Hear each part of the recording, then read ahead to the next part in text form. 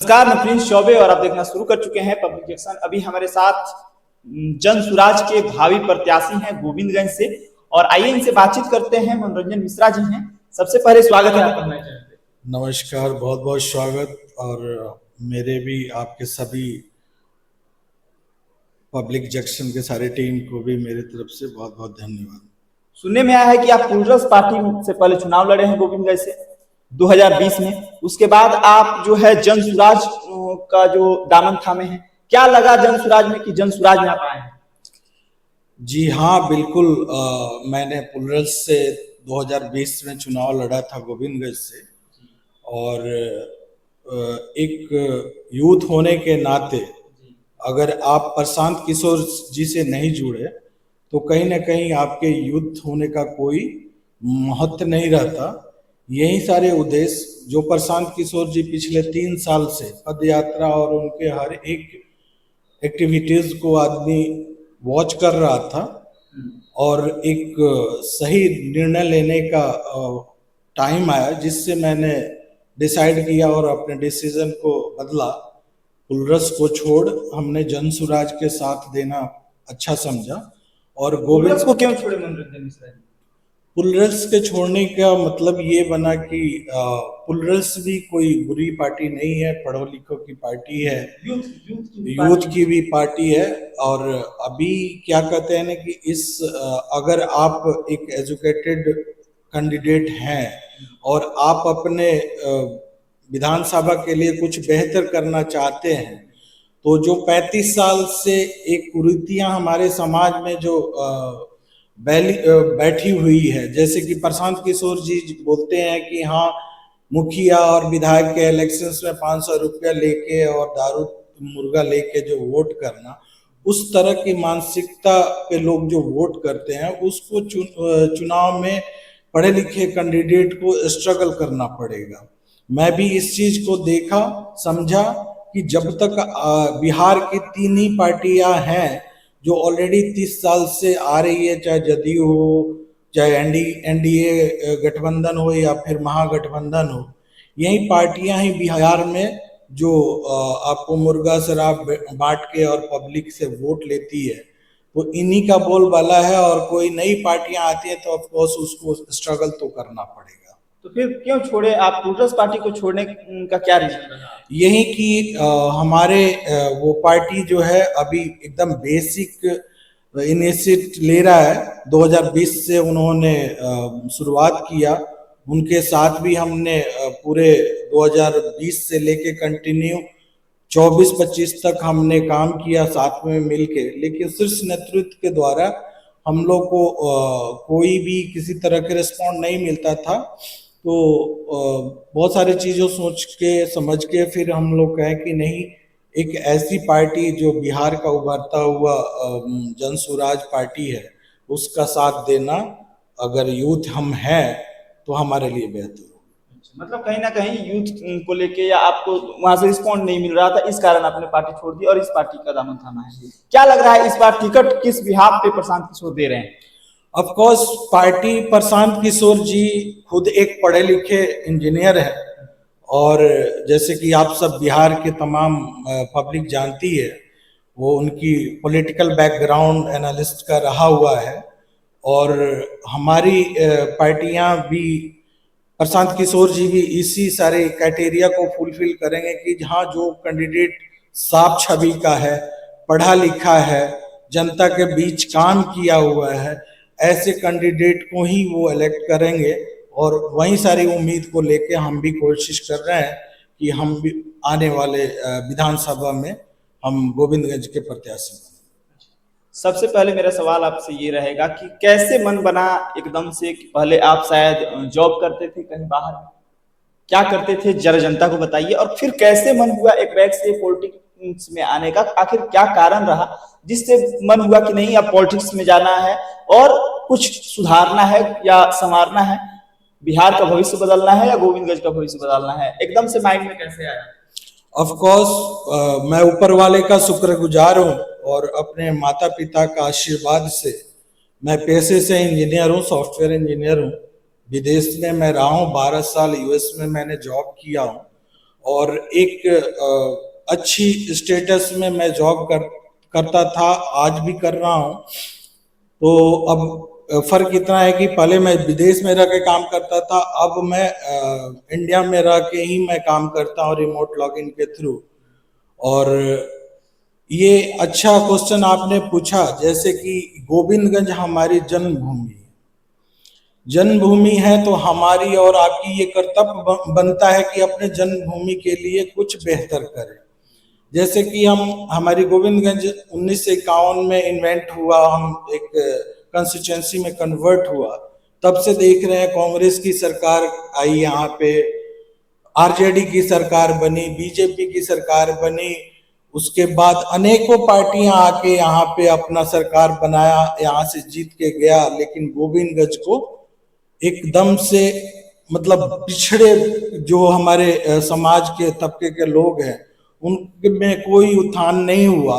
इसलिए हमारी ये दायित्व बनती है कि हाँ, अगर हमारा समाज, अगर मेरी जन्मभूमि जहाँ से मैं बिलोंग करता हूँ और वहाँ की समाज अगर उनमें कोई बढ़ोतरी नहीं हो रही है, तो हमारी और आपकी दायित्व बनती है कि उस समाज के प्रति कुछ बेहतर करने के लिए आगे बढ़े और समाज को सुदृढ़ करने के लिए समाज में हो रही कुरीतियां को लोगों को बताना और किस तरह से एक माहौल क्रिएट किया जाता है इलेक्शंस के टाइम में, उन सारी चीजों को लोगों के बीच में बताना और अपने समाज को बेहतर करने के इरादे से मैं इस गोविंदगंज के अपने जन्मभूमि पे आया और मैंने सोचा कि नहीं, अपने लोगों के बीच जाके अपने संपर्क बढ़ाएं और अपना गोविंदगंज की जनता की आने वाली पीढ़ी जो हमारी है उनके लिए अच्छा शिक्षा, अच्छी स्वास्थ्य, अच्छी जॉब्स वगैरह की सारी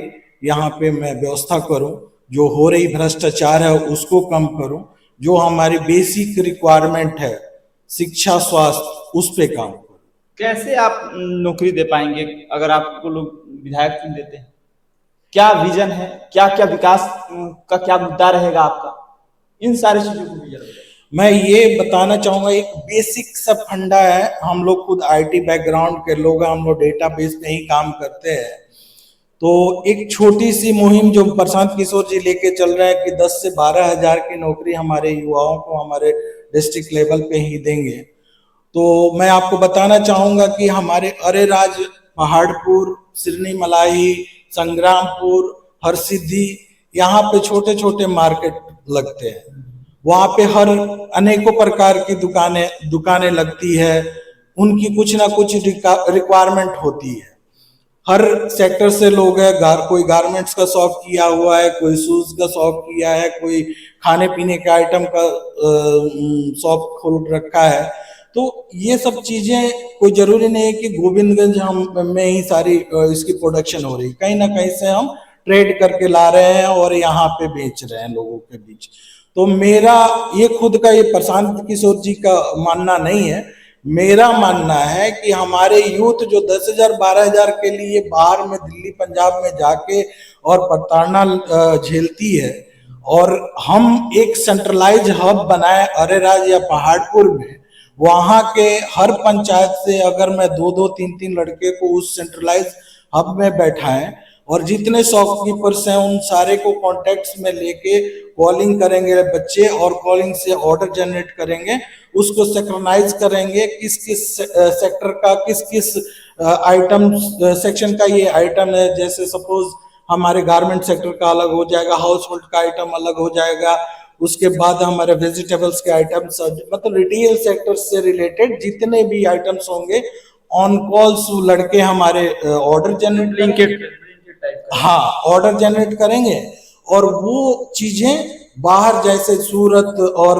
कोलकाता और अदर स्टेट से जो प्रोडक्ट खरीद के हमारे हर राज्य में जो लोग कोरियर से मंगाते हैं, वो चीज हमारे बच्चे करेंगे, जो रजिस्टर्ड होगा, सिक्योरिटी प्रोवाइड दी जाएगी, इसमें किसी तरह की हेरा फेरी नहीं होगा, आपके सामान आपके सेंट्रलाइज हब में आएगा, आप अपना बिल्टी दिखाएंगे, आप हमारे सेंट्रलाइज हब से वहां पे लेके जाएंगे, उसके एवज में हम इन शॉपकीपर के जो लोग बाहर में जाके बदर स्टेट में जाके 2000 3000 5000 रुपया होटल में और ट्रेनों में जो एक्सपेंसेस करते हैं वहां बचत होगी। वही पैसे में थोड़ा थोड़ा अमाउंट हम पर शॉप पे डालेंगे तो हमारे जो 10 लड़के सेंट्रलाइज हब में बैठेंगे उनकी सैलरी हम जनरेट कर पाएंगे।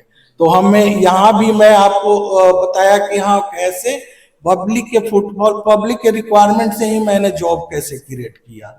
सेकेंडरी चीज है कि गवर्नमेंट देखिए इतनी नहीं दुरुस्त ये बिहार की लचर व्यवस्था हो गई है कि मैं कुछ भी अभी नहीं बोलूंगा कि मैं मेरी पॉलिस बजट होगी, मैं विधायक बन के जाऊंगा असेंबली से पास करा के यहाँ के 10,000 लोगों को मैं नौकरी दे दूंगा, लेकिन इतना जरूर कंफर्म करूंगा कि यहाँ हर घर गोविंदगंज के हर घर से एक 10,000 15,000 की नौकरी मेरे द्वारा दी जाएगी। इस चीज की रिटर्न में गारंटी हम देंगे। इसकी गारंटी ले जी, घर में एक नौकरी हर घर में एक गारंटी हो नौकरी होगी, 10 से 12,000 की नौकरी होगी और वो भी जिला और अनुमंडल लेवल पे होगा। इसको बजाते हम अपने रजिस्टर्ड स्टैम्प पेपर पे हम हर घर दे सकते हैं। अभी यहाँ के जो विधायक हैं माननीय सुनील तिवारी जी हैं जो कि भाजपा से विधायक हैं, क्या लगता है कि उनको मात दे पाएंगे आप? देखिए भाजपा और आरजेडी बहस इस चीज का नहीं है, मात देना ये बहस नहीं होती है। हमने देखा समाज के बीच में, आपने भी ये चीज महसूस किया है कि 2020 से लेके कंटिन्यू मैंने जो गोविंदगंज वासियों क्या काम किया है आपने गोविंदगंज में जिससे कि लोग आपको पसंद करे या जिससे कि लोग आपको वोट दे? बिल्कुल वही चीज मैं बताना चाहूंगा। 2020 में नवंबर में जब इलेक्शन खत्म हुआ, 10 नवंबर की काउंटिंग हुई, 11 कैंडिडेट हमारे साथ थे, मैंने सबसे नीचे से मैंने फर्स्ट किया। उसके बात आप खुद बोल रहे हैं? जी हाँ, कि सबसे कम वोट आपको ही मिले? जी हाँ, वही मैं बता रहा हूँ कि 11वां नंबर मेरा था, मतलब नीचे से फर्स्ट करना, दैट मीन्स कि 11वें नंबर पे मैं था। वोट मिले थे मेरे वोट टोटल जो है 482 मिले थे टोटल वोट। और ये कहीं ना कहीं मतलब युवाओं जो पढ़ा एजुकेटेड लोग हैं और वो राजनीति में आना चाहते हैं और उसको अगर समाज अवॉइड करता है तो कहीं ना कहीं हमारे युवाओं में एक मायूसी का आ जाता है कि हाँ भाई मैंने इतना कुछ किया और हमें समाज सपोर्ट नहीं कर रही है। तो उन्हीं सारी चीजों को लेके मैं बताना चाहूंगा कि 2020 से लेके अब तक जो मैंने काम किया है, अगर आप मेरा सोशल प्रोफाइल भी देखेंगे, चाहे फेसबुक हो, चाहे इंस्टाग्राम हो, चाहे ट्विटर हो, लोग आपको बहुत लोग हवाई नेता ही बताते हैं क्योंकि बस फेसबुक और ट्विटर इंस्टा पे ही रहते हैं, ग्राउंड पे नहीं आते हैं। इसके बारे में क्या? इसके वजह ही हमारे नेता लोग हैं जो 30 साल 35 साल से यहाँ दीमक के तरह हमारे सिस्टम को, बिहार के सिस्टम को खोखला बना रहे हैं। और मोदी जी जब प्रधानमंत्री का चुनाव लड़ रहे थे तो उन्होंने बोला था कि हाँ ये ऐसे दीमक है कि हर 1 इंच पे इंजेक्ट देना पड़ेगा। तो वो समय आ गया बिहार के नेताओं के लिए। ये शायद हमारे बिहार के नेताओं का ही देन है कि मैं भी एक प्रवासी मजदूर हूँ। अच्छा, मतलब आप भी बाहर रहते हैं? बिल्कुल, मैं भी एक बाहर रहता हूँ और एक प्रवासी ही मजदूर हूँ। हमारे लिए, आपके लिए फर्स्ट प्राथमिकता हमारी परिवार होती है, उसके बाद सेकेंडरी हमारी समाज होती है। तो फर्स्ट प्राथमिकता हमारी परिवार है। हमारे परिवार के भरण पोषण करने के लिए हमें तो काम करना पड़ेगा ही। वही चीज को इम्प्लीमेंट यहाँ के जो 35 साल के जो नेता लोग हैं, जिनके क्या कमी आपको दिख रही है? गोविंदगंज में आप घूम रहे हैं लगातार, घूमे हैं, कितने दिनों से घूम रहे हैं लगातार? पिछले 1 अप्रैल से मैं घूम रहा हूँ और इस बार भी मैं पंचायत के हर वार्ड में भी घूम रहा हूँ, जगह जगह मैं आम सभा भी लगा रहा हूँ। क्या यहाँ पे कमी दिखी है गोविंदगंज विधानसभा में? अगर आप घूम रहे हैं तो कौन कौन सी समस्या जो है आपको मूल रूप से सामने आ रही है? कौन कौन सी समस्याएं जो लग रहा है कि नहीं ये सही होना चाहिए, जल्द से जल्द इसको, अगर हम जीतते हैं तो जल्द से जल्द इसको ठीक करवा देंगे? बिल्कुल, यहाँ बेसिक रिक्वायरमेंट है जो पब्लिक, हमारे नेताजी लोग ध्यान नहीं दे रहे हैं। हम ये कभी किसी पे इल्जाम नहीं लगाएंगे कि हाँ एनडीए के, बीजेपी के प्रत्याशी ये नहीं किए, वो नहीं किए। सबसे पहली बात की जो हमारे ब्लॉक में जितने गवर्नमेंट स्टाफ्स हैं, जो प्रशांत किशोर जी भी बोला करते थे कि मैं पद यात्रा किया करता था तो उस समय एक नाई के दुकान पे गया शेविंग कराने के लिए, तो नाई बोला कि भैया लाल जंगल राज और नीतीश जी के राज में डिफरेंस क्या है। तो वो नाई साहब बताए कि जंगल राज में कट्टा दिखा के और पब्लिक को लूटा जाता था, लेकिन नीतीश बाबू के सरकार में कलम दिखा के पब्लिक को दिन दहाड़े लूटा जा रहा है। तो वो चीज का इम्पैक्ट है जो हमारे गांव गांव तक भी रोड कनेक्टिविटी के लिए जो पैसे आ रहे हैं, अच्छे तरीके से गवर्नमेंट अपने बजट पास कर रही है, पैसे दे रही है, लेकिन जो मूलभूत समस्या आ रही है वहां के इंफ्रास्ट्रक्चर क्वालिटी वाला नहीं हो रहा है। कहीं ना कहीं उसमें भ्रष्टाचार हो रहा है, जिसकी जैसे मैंने कितने बार फेसबुक पे भी पोस्ट किया हूं कि जैसे सरहद पे हमारे आर्मी जवान हमारी सुरक्षा के लिए दिन रात मेहनत करते हैं, वैसे ही हमारी भी दायित्व बनता है कि अगर हम जिस भी गांव में रह रहे हैं वहां पे हो रहे कामों पे हमारी नजर बनी रहनी चाहिए कि कितना का माल बन रहा है, सीमेंट कौन सा लग रहा है, क्या सरिया लग रहा है, गिट्टी कितना एमएम का लग रहा है, इस सारी चीजों पे देखना। लेकिन एक अजीब सी माहौल बनी हुई है कि वहां के जो लोकल जनप्रतिनिधि है उसके द्वारा उन लोगों पे एक धमकी टाइप के बातें बोली जाती है, भाई ज्यादा टाइट मत बनो ना तो एक दू की तोहरे पे लगा जाएगी। ये चीजें करके डराया जाता है। हाँ, तो ये चीज से मैं भी वो देख रहा हूँ, कमियां हमारे एडमिनिस्ट्रेशंस में है, कमियां हमारे जनप्रतिनिधि लोग में है, जो एक्चुअल चीज का हिसाब से जनप्रतिनिधि या माननीय विधायक को कैसा होना चाहिए? ऑफ कोर्स अगर आप जनप्रतिनिधि हैं, अब मैंने एक छोटा सा एग्जांपल देना चाहूंगा, 2021-22 का बजट सत्र पास हुआ था, उस समय एनडीए के गठबंधन थी बिहार में, तो बजट पास हुआ था 987,000 एक साल का बजट पास हुआ था। तो मैं कैलकुलेट किया डिवाइड बाई 243 कंस्टिट्यूंसी में, और उसके बाद हम अपना कंस्टिट्यूंसी का अमाउंट निकाला और उसके बाद अपने मतदाताओं में डिवाइड किया हुआ अमाउंट। तो आप सोच के दंग रह जाइएगा कि महीना के 1,20,000 रुपए एक पब्लिक पे, एक मतदाता पे गवर्नमेंट आपके ऊपर खर्चा कर रही है, और उसके अपेक्षा क्या मिल रहा है, हमारे उल्टे हमारे जनता को शोषण किया जा रहा है। उसके लिए जन पत्रिका अगर जन प्रमाण पत्र बनवाना है तो उससे 1,500 रुपया लिया जा रहा है, उसकी मृत्यु सर्टिफिकेट बनाना है। तो ऑफकोर्स उन्हीं का हम करें कि अगर हम इस गोविंदगंज के जनप्रतिनिधि हैं, हमारे में इतना स्ट्रेंथ नहीं है कि लॉ एंड ऑर्डर को मेंटेन कर पाए, लोकल एडमिनिस्ट्रेशंस को मैं कंट्रोल कर पाऊं, तो हमारे जनप्रतिनिधि होने का क्या मतलब बनता है? कुछ ठेकेदारी मिला और वो अपना मतलब गड़बड़ काम करके निकल जा रहा है, तो उसमें विधायक क्या? तो कहीं ना कहीं हमारी जो जनप्रतिनिधि है उसकी मिली भगत है उसके साथ। मिली भगत बिल्कुल, अगर हम खराब हो रहा है तो लगता है कि मिली भगत है। ये तो सिस्टम क्या, आप अगर किसी भी चीज को लेके अगर आप सरकारी सर्विसेज के लिए आप जाते हैं एडमिनिस्ट्रेशन में, तो वहां की स्टाफ खुद बोलता है भैया का बनता रह नीचा से ऊपर लेकिन उजाला पैसा तारा तो दही का पड़ी पैसा। तो हम कहते हैं कि राजा जब स्ट्रांग रही तो ये लोग को बोले के हिम्मत पड़ी, तो वह बात है। गोविंदगंज के जनता से कुछ अपील करना चाहेंगे मनोरंजन मिश्रा जी? आपने कामों को याद दिलाना चाहेंगे कि हाँ हमने ये काम किया और हमको जो है इस बार चुनिए, या कुछ ऐसा अपील करना चाहेंगे? ऑफ कोर्स मैं करना चाहूंगा कि मैं गोविंदगंज के 4.25 करोड़ मतदाताओं से विनम्र निवेदन करना चाहूंगा कि मेरे द्वारा आप 2020 से लेके अब तक मेरे कामों को देखें, चाहे वो कोविड के टाइम में मास्क सैनिटाइजर का बंटना हो, चाहे आपके नवादा पंचायत में ट्रांसफार्मर का बदलाव करना हो, चाहे नवादा गांव में रोड में हो रही करप्शन में मैंने आवाज उठाया, चाहे आप बनकट में इनरवा भर पंचायत में जो प्रधानमंत्री सड़क योजना थी, नितिन गडकरी को मैंने मेल करके उस रोड को रिपेयर करवाया, चाहे आप बांध का रिपेयर हो, नवादा संग्रामपुर से लेके मझरिया तक के बांधों को रिपेयर कराने के लिए मैंने जो